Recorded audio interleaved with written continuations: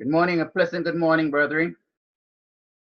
Brethren, God wants us to learn invaluable lessons from His creation. Hence the reason He tells us that the heavens declare His glory. And I say the earth shows God's love towards us and His provision for mankind. The earth, brethren, makes a complete turn on its axis once every 24 hours, causing day and night. In the Caribbean, we experience the dry season during which plants turn brown and some drop their leaves. We have the rainy season where we have an abundance of rain when plants grow rapidly and turn into lush green. Generally, when it is going to rain, the sky turns cloudy and gray. If our sun turns up its temperature 1 degree, we can burn up. And if it moves away from us, if it turns away, we can freeze. Brethren, God's creation, our environment, our ecosystem coexist in perfect harmony and interdependence. Plants flower and produce nectar, which the honeybees turn into nutritious honey. And by the way, without their pollinating ability, how would plants produce seeds to reproduce and bear fruits and turn feed into feed for the creatures and for us? But stop for a while, brethren. Have you ever heard the trees in the forest complain to the vines and say to them, "Get off my branches"? Never. But instead, they turn their canopy into a valuable shade and home for many creatures. Do you remember the stinging nettle in your kitchen garden telling the lettuce, "Get out of my way, or I will sting you to death.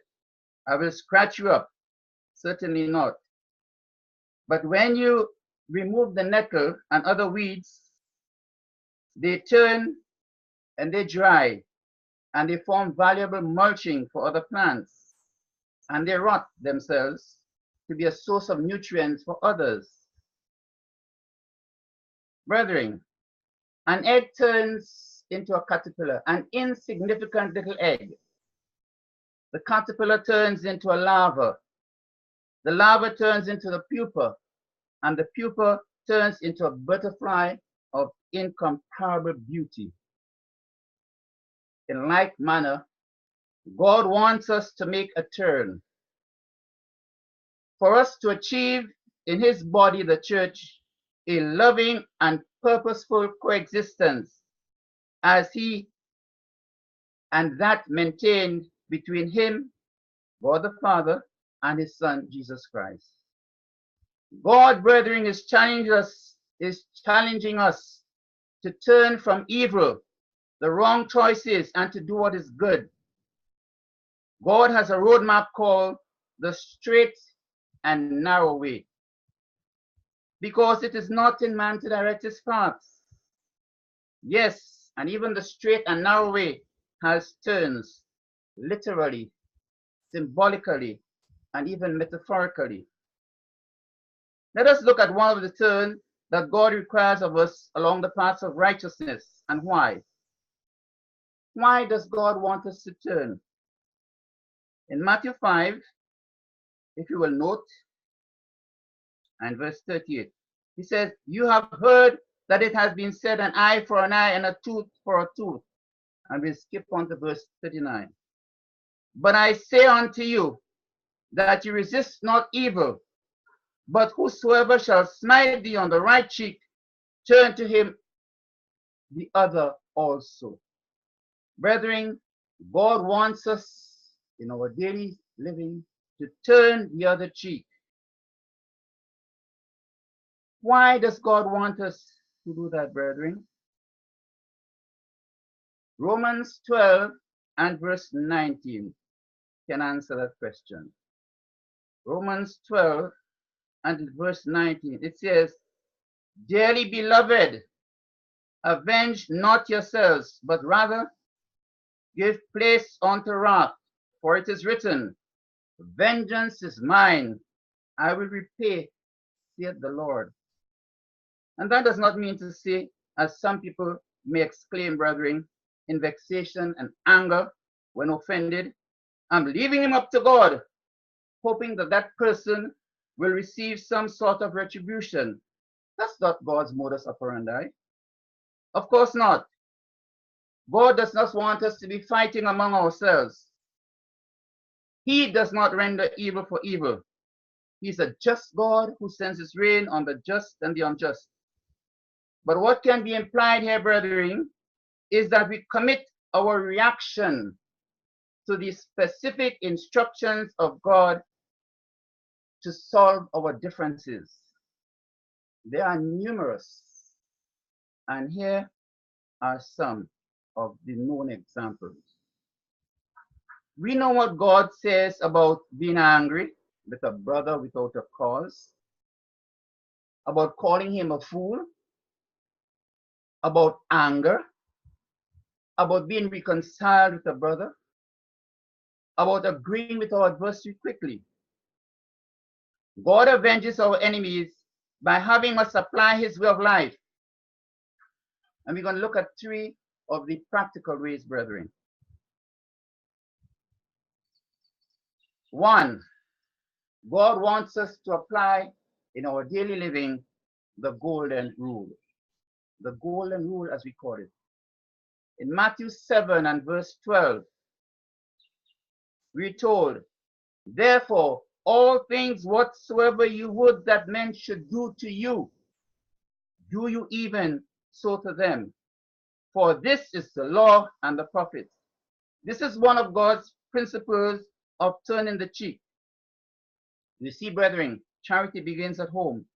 It is not our duty to be pointing fingers, backbiting, gossiping, speak no evil one of another, brethren, and stirring up confusion, because God is not the author of such. And what happens when we point fingers? Brethren, when we point a finger at someone, there is one that is saying, shut up. And there are three that are pointing back to us saying, look at yourself. It is important, brethren, that we pay attention to these principles. The second one that we can look at is that God wants us to be a peacemaker. God says, blessed are the peacemakers, for they shall be called the children of God. This world does not know peace. God says, the way to peace they know not. So how can we achieve peace? How can we, brethren? Matthew 5:25 tells us, Matthew 5 and 25, it tells us, agree with thine adversary quickly.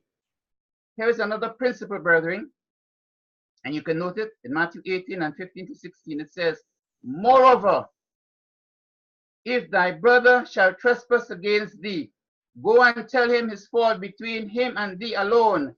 And if he shall hear thee, thou hast gained thy brother. But if he will not hear thee, then take with thee one or two more. That is, in the mouth of 2 or 3 witnesses, every word may be established. There is another stage after this, brethren, but we hope we don't have to get there. Sometimes we have to give in even though we are right. Being at peace, maker, brethren, means that we must, with God's help, eliminate pride, because it comes before fall. God's word tells us, great peace have they that love thy law, and nothing shall offend them.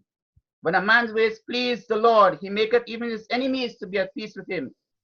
So when we have enemies or people are not at peace with us, brethren, it could be very well that our ways are not pleasing to God.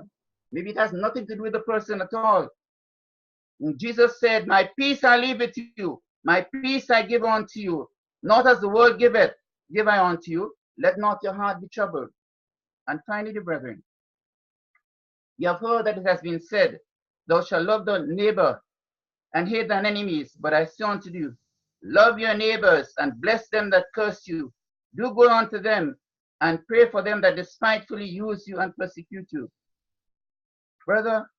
Brethren, God wants us to love one another.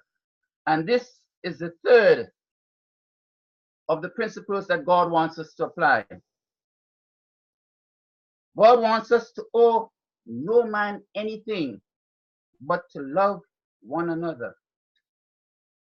God wants us to turn our deceitful, proud heart of stone into a heart of flesh. Hence the reason David cried to God, saying, "Create in me a clean heart, O God, and renew a right spirit within me." For God, brethren, judgeth the heart. David meditated on God's laws day and night. He knew and understood. Everyone that is of a proud heart is an abomination unto the Lord. This he understood. He also understood the fact that we must keep our heart with all diligence, for out of it are the issues of life. Brethren, and love comes from the heart.